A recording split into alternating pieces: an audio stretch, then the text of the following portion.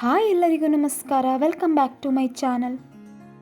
ಇವತ್ತು ನಾನು ನಿಮಗೆ ಹೋಟೆಲ್ ರೀತಿಯಲ್ಲೇ ಯಾವ ಥರ ವೆಜಿಟೇಬಲ್ ಬಿರಿಯಾನಿನ ಮಾಡೋದು ಅಂತ ತಿಳಿಸ್ಕೊಡ್ತೀನಿ. ತುಂಬಾ ರುಚಿಕರವಾಗಿರುತ್ತೆ.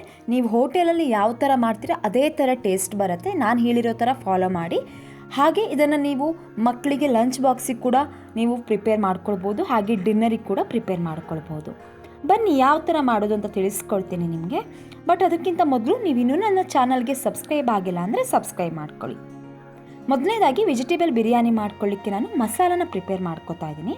ಅದಕ್ಕೆ ನಾನು ಸ್ವಲ್ಪ ಎಣ್ಣೆನ ಕಾಯ್ಲಿಕ್ಕೆ ಇಟ್ಕೊಂಡು, ಹಾಗೆ ಸ್ವಲ್ಪ ಪಲಾವ್ ಎಲೆ, ಹಾಗೆ ಸ್ವಲ್ಪ ಚಕ್ಕೆ, ಹಾಗೆ 4 ಏಲಕ್ಕಿನ ಹಾಕಿಬಿಟ್ಟು ಚೆನ್ನಾಗಿ ಫ್ರೈ ಮಾಡ್ಕೊತಾ ಇದ್ದೀನಿ.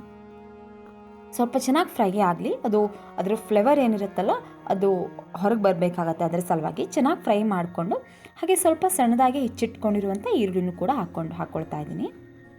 ಇದನ್ನು ಹಾಕ್ಕೊಂಡು ನಾನು ಕರೆಕ್ಟಾಗಿ ಫ್ರೈ ಮಾಡ್ಕೊತಾ ಇದ್ದೀನಿ. ಇದು ಕಂದು ಬಣ್ಣ ಬರೋ ಥರ ಫ್ರೈ ಮಾಡಬೇಕಾಗತ್ತೆ, ಆವಾಗಲೇ ಟೇಸ್ಟ್ ಬರೋದು ಬಿರಿಯಾನಿಗೆ. ನೋಡಿ ಇಲ್ಲಿ ಈ ಥರ ಕಂದು ಬಣ್ಣ ಬರಬೇಕಾಗತ್ತೆ. ಇವಾಗ ನಾನೇನು ಮಾಡ್ತೀನಿ, ಸ್ವಲ್ಪ ಅರಿಶಿನ ಹಾಕ್ಕೊಳ್ತಾ ಇದ್ದೀನಿ, ಹಾಗೆ ಸ್ವಲ್ಪ ನಾನಿಲ್ಲಿ ಅಚ್ಚ ಖಾರದ ಪುಡಿನ ಹಾಕ್ಕೊಳ್ತಾ ಇದ್ದೀನಿ. ಹಾಗೆ ಸ್ವಲ್ಪ ನಾನೇನು ಮಾಡ್ತಾ ಇದ್ದೀನಿ ಅಂತ ಹೇಳಿದ್ರೆ ಧನಿಯಾ ಪೌಡ್ರನ್ನು ಕೂಡ ಹಾಕ್ಕೊಳ್ತಾ ಇದ್ದೀನಿ. ಇದನ್ನು ಹಾಕಿಬಿಟ್ಟು ಹಾಗೆ ಸ್ವಲ್ಪ ಶುಂಠಿ ಬೆಳ್ಳುಳ್ಳಿ ಪೇಸ್ಟ್ ಮಾಡಿಟ್ಕೊಂಡಿದ್ದೆ ಅದನ್ನು ಕೂಡ ಹಾಕ್ಕೊಳ್ತಾ ಇದ್ದೀನಿ. ಹಾಕ್ಬಿಟ್ಟು ಚೆನ್ನಾಗಿ ಫ್ರೈ ಮಾಡಬೇಕಾಗತ್ತೆ ಒಂದು 5 ರಿಂದ 10 ನಿಮಿಷ. ಅಂದರೆ ಅದು ಸ್ವಲ್ಪ ಹಸಿ ವಾಸನೆ ಇರುತ್ತಲ್ವ ಅದು ಹೋಗೋ ತನಕ. ಆಮೇಲೆ ನಾನು ಇದಕ್ಕೆ ಸ್ವಲ್ಪ ಬಿರಿಯಾನಿ ಪೌಡ್ರನ್ನು ಕೂಡ ಮಿಕ್ಸ್ ಮಾಡ್ಕೊಳ್ತಾ ಇದ್ದೀನಿ. ಚೆನ್ನಾಗಿ ಫ್ರೈ ಮಾಡಿ ಆದಮೇಲೆ ಅದರ ಹಸಿ ಸ್ಮೆಲ್ಲೆಲ್ಲ ಹೋದ್ಮೇಲೆ ಸ್ವಲ್ಪ 1 ಕಪ್ನಷ್ಟು ಮೊಸರನ್ನು ಕೂಡ ಹಾಕ್ಕೊಳ್ತಾ ಇದ್ದೀನಿ. ಮೇನಾಗಿ ಬಿರಿಯಾನಿಗೆ ಫ್ಲೇವರ್ ಬರೋದೇ ಮೊಸರು. ನೀವು ಮೊಸರು ಹಾಕ್ಕೊಳ್ಳೇಬೇಕಾಗತ್ತೆ, ಕರಡು ಇರಲೇಬೇಕಾಗತ್ತೆ. ಇದನ್ನ ಹಾಕ್ಬಿಟ್ಟು ಲಾಸ್ಟ್ಲಿ ಕಸೂರಿ ಮೇಥಿ ಹಾಕ್ಕೊಳ್ತಾ ಇದ್ದೀನಿ. ಹಾಗೆ ಇವಾಗ ನಾನು ಮನೆಯಲ್ಲೇ ರೆಡಿ ಮಾಡ್ಕೊಂಡಿದ್ದೀನಿ. ಇದನ್ನು ಟೊಮೆಟೊ ಪ್ಯೂರನ್ನು ಹಾಕ್ಕೊಳ್ತಾ ಇದ್ದೀನಿ. ಇದು ಯಾವ ಥರ ಮಾಡಬೇಕು ಅಂತ ಹೇಳಾದರೆ ನಿಮಗೆ ಕಾಮೆಂಟ್ ಮಾಡಿ. ಇದನ್ನು ಯಾವ ಥರ ಮಾಡೋದು ಅಂತ ಸಪ್ರೇಟಾಗಿ ನಿಮಗೆ ವಿಡಿಯೋ ಮಾಡಿ ತಿಳಿಸ್ಕೊಡ್ತೀನಿ. ಇದನ್ನು ಹಾಕ್ಬಿಟ್ಟು ಚೆನ್ನಾಗಿ ಫ್ರೈ ಮಾಡ್ತಾ ಇದ್ದೀನಿ. ಸ್ವಲ್ಪ ಕುದಿ ಬರಬೇಕಾಗತ್ತೆ. ಇದು ಕುದಿ ಬಂದಮೇಲೆ ಸ್ವಲ್ಪ ನೀರು ಹಾಕ್ತಾ ಇದ್ದೀನಿ. ಹಾಗೆ ಇದಕ್ಕೆ ಸ್ವಲ್ಪ ನಾನು ಪುದೀನ ಮತ್ತು ಕೊತ್ತಂಬರಿ ಸೊಪ್ಪನ್ನು ಕೂಡ ಆ್ಯಡ್ ಮಾಡ್ಕೊತೀನಿ. ಹಾಗೆ ಸ್ವಲ್ಪ ಉಪ್ಪನ್ನು ಹಾಕಿಬಿಟ್ಟು ಚೆನ್ನಾಗಿ ಸ್ವಲ್ಪ ಹೊತ್ತು ಕಾಯ್ಲಿಕ್ಕೆ ಬಿಡಬೇಕಾಗತ್ತೆ ಇದನ್ನು. ಈಗ ನೀವೇನು ಮಾಡಿ ಅಂದರೆ ಇದಕ್ಕೆ ಬೇಕಾಗಿರೋಂಥ ತರಕಾರಿನ ಹಾಕ್ಕೊಳ್ಳಿ. ಈಸಿಯಾಗಿ ಮಾಡ್ಬೋದು ಇದನ್ನು, ಜಾಸ್ತಿ ಏನು ಟೈಮ್ ತೊಗೊಳ್ಳಲ್ಲ. ಇಲ್ಲಿ ನಾನು ಬೀನ್ಸು, ಆಲೂಗಡ್ಡೆ, ಹಾಗೆ ಕ್ಯಾರೆಟು, ಹಾಗೆ ಸ್ವಲ್ಪ ಪೀಸ್ ತೊಗೊಳ್ತಾ ಇದ್ದೀನಿ, ಅಂದರೆ ಹಸಿರು ಬಟಾಣಿ ಕಾಳನ್ನ ತೊಗೊಳ್ತಾ ಇದ್ದೀನಿ. ಇದೆಲ್ಲದನ್ನು ಕೂಡ ಹಾಕಿ ಮಿಕ್ಸ್ ಮಾಡ್ತಾ ಇದ್ದೀನಿ. ಈಗ ಇದು ಕುದಿ ಬರೋ ತನಕ ಬಿಡಬೇಕು. ಇವಾಗ ನಾವೇನು ಹಸಿ ತರಕಾರಿಗಳನ್ನು ಹಾಕ್ಕೋತಾ ಇದ್ದೀವಲ್ವ ಅದು ಚೆನ್ನಾಗಿ ಕುದಿ ಬಂದು ಬೇಯಬೇಕಾಗತ್ತೆ. ಅದು ಬೇಯೋ ಟೈಮಲ್ಲಿ ಇಲ್ಲಿ ನಾವು ಅಕ್ಕಿನ ಹಾಕ್ಕೊಳ್ಳೋಣ.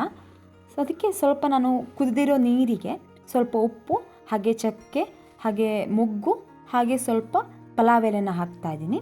ಚೆನ್ನಾಗಿ ಕುದಿಬೇಕಾಗತ್ತೆ ನೀರು. ಹಾಗೆ ಇದಕ್ಕೆ ಸ್ವಲ್ಪ ಬಾಸ್ಮತಿ ಅಕ್ಕಿನ ತೊಗೊಳ್ತಾ ಇದ್ದೀನಿ. ನೀವು ವೆಜ್ ಬಿರಿಯಾನಿ ಮಾಡ್ತೀರಾ ಅಂದರೆ ಬಾಸ್ಮತಿ ಅಕ್ಕಿನೇ ಯೂಸ್ ಮಾಡಿ. ಯಾಕೆ ಅಂತ ಅಂದರೆ ಬಿರಿಯಾನಿಗೆ ಫ್ಲೇವರ್ ಜಾಸ್ತಿ ಕೊಡೋದು ಈ ಬಾಸ್ಮತಿ ಅಕ್ಕಿದೆ, ಫ್ಲೇವರ್ ತುಂಬ ಚೆನ್ನಾಗಿ ಕೊಡುತ್ತೆ. ಇದನ್ನು ನಾವು ಅರ್ಧ ಬೇಯಿಸ್ಕೋಬೇಕಾಗತ್ತೆ, ಫುಲ್ ಬೇಯಿಸಬಾರ್ದು, ಅರ್ಧ ಬೇಯಿಸ್ಕೋಬೇಕಾಗತ್ತೆ. ಇದನ್ನು ಬೇಯಲಿಕ್ಕೆ ಇಡೋಣ. ಈ ಮಸಾಲಕ್ಕೆ ನಾನು ಹಸಿಮೆಣಸು ಕೂಡ ಆ್ಯಡ್ ಮಾಡ್ಕೊಂಡಿದ್ದೀನಿ. ತರಕಾರಿಗಳೆಲ್ಲ ಚೆನ್ನಾಗಿ ಬೇಯಬೇಕಾಗತ್ತೆ. ಹಾಗೆ ಇದು ಅನ್ನನೂ ಕೂಡ ಬೆಂದಿದೆ. ಇವಾಗ ನೀವಲ್ಲಿ ಮಸಾಲಕ್ಕೆ ಹಸಿಮೆಣಸು ಕೂಡ ಹಾಕ್ಕೊಳ್ಬೋದು, ಆಪ್ಷನಲ್ ಅದು. ನಿಮಗೆ ಖಾರ ತಿಂತೀರಾ ಅಂತ ಹೇಳಿದ್ರೆ ಹಸಿಮೆಣಸು ಹಾಕ್ಕೊಳ್ಳಿ. ಇಲ್ಲ ಅಂತ ಹೇಳಿದ್ರೆ ನಾವಲ್ಲಿ ಪೌಡ್ರನ್ನ ಯೂಸ್ ಮಾಡಿರ್ತೀವಲ್ವ, ಅಂದರೆ ಮೆಣಸಿನ ಪೌಡ್ರನ್ನ, ಅದೇ ಸಾಕಾಗತ್ತೆ. ಈಗ ಬೆಂದಿರೋ ಅನ್ನಕ್ಕೆ ನಾನೇನು ಮಸಾಲ ಪ್ರಿಪೇರ್ ಮಾಡ್ಕೊಂಡಿದ್ದೀನಲ್ವ ಅದೆಲ್ಲದನ್ನೂ ಕೂಡ ಹಾಕಿ ಮಿಕ್ಸ್ ಮಾಡ್ಕೋಬೇಕು. ನೋಡಿ ಇಲ್ಲಿ ಇಷ್ಟೇ. ಇದನ್ನು ಚೆನ್ನಾಗಿ ಮಿಕ್ಸ್ ಮಾಡಿಬಿಟ್ಟು ಮೇಲ್ಗಡೆಯಿಂದ ಸ್ವಲ್ಪ ತುಪ್ಪ ಹಾಕ್ತೀನಿ ನಾನು. ತುಪ್ಪ ಚೆನ್ನಾಗಿ ಫ್ಲೇವರ್ ಕೊಡುತ್ತೆ ಅದರ ಸಲುವಾಗಿ.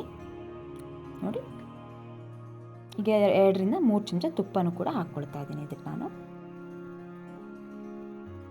ಇವಾಗ ನಾನೇನು ಮಾಡ್ತೀನಿ ಅಂದರೆ ಈಗ ಮೇಲ್ಗಡೆಯಿಂದ ಅದು ಕುದೀತಾ ಇರಲಿ, ಒಂದು ಪ್ಲೇಟನ್ನು ಮುಚ್ಚಿಡೋಣ. ಹಾಗೆ ಒಂದು 5 ರಿಂದ 10 ನಿಮಿಷ ಬಿಟ್ಟು ಸ್ಟೋವನ್ನು ಆಫ್ ಮಾಡಿಕೊಂಡು ಮುಚ್ಚಿರೋದನ್ನು ಹಾಗೆ ಇರಲಿಕ್ಕೆ ಬಿಡಿ. ಹಾಗೆ ಇಟ್ಟು ಅದ್ರ ಮೇಲೆ ವೇಟ್ ತುಂಬಿರೋ ಪಾತ್ರೆನ ಇಡಿ. ಆಗ ಅದು ದಮ್ ಕಟ್ಟಿರೋ ಥರ ಆಗುತ್ತೆ. ತುಂಬಾ ಫ್ಲೇವರ್ ತುಂಬ ಚೆನ್ನಾಗಿ ಬರುತ್ತೆ, ಟೇಸ್ಟ್ ತುಂಬಾ ಚೆನ್ನಾಗಿ ಬರುತ್ತೆ. ನೋಡಿ ಇವಾಗ ರೆಡಿ ಆಗಿದೆ. ಸೊ ತುಂಬ ಈಸಿಯಾಗಿ ಮಕ್ಕಳಿಗೆ ಲಂಚ್ ಬಾಕ್ಸಿಗೆ ಕೂಡ ನೀವು ಮಾಡ್ಕೊಳ್ಬೋದು ಇದನ್ನು.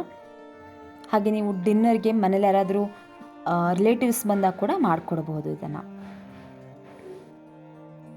ನೋಡಿ ಎಷ್ಟು ಚೆನ್ನಾಗಿ ಬಂದಿದೆ ಅಂತ ಹೇಳಿ. ಖಂಡಿತ ಒಮ್ಮೆ ಎಲ್ಲರೂ ಕೂಡ ಟ್ರೈ ಮಾಡಿ, ಇದನ್ನು ಟ್ರೈ ಮಾಡಿ ಹೇಗಿತ್ತು ಅಂತ ಕಾಮೆಂಟ್ ಮಾಡಿ. ಹಾಗೆ ನಿಮ್ಮ ಫ್ರೆಂಡ್ಸಿಗಿರ್ಬೋದು, ಫ್ಯಾಮ್ಲಿಗಿರ್ಬೋದು, ಎಲ್ಲರಿಗೂ ಕೂಡ ಈ ವಿಡಿಯೋಸನ್ನ ಶೇರ್ ಮಾಡಿ. ಹಾಗೆ ವಿಡಿಯೋ ಇಷ್ಟ ಆದರೆ ಸಬ್ಸ್ಕ್ರೈಬ್ ಮಾಡ್ಕೊಳ್ಳಿ, ಹಾಗೆ ಲೈಕ್ ಕೂಡ ಮಾಡಿ. Thank you.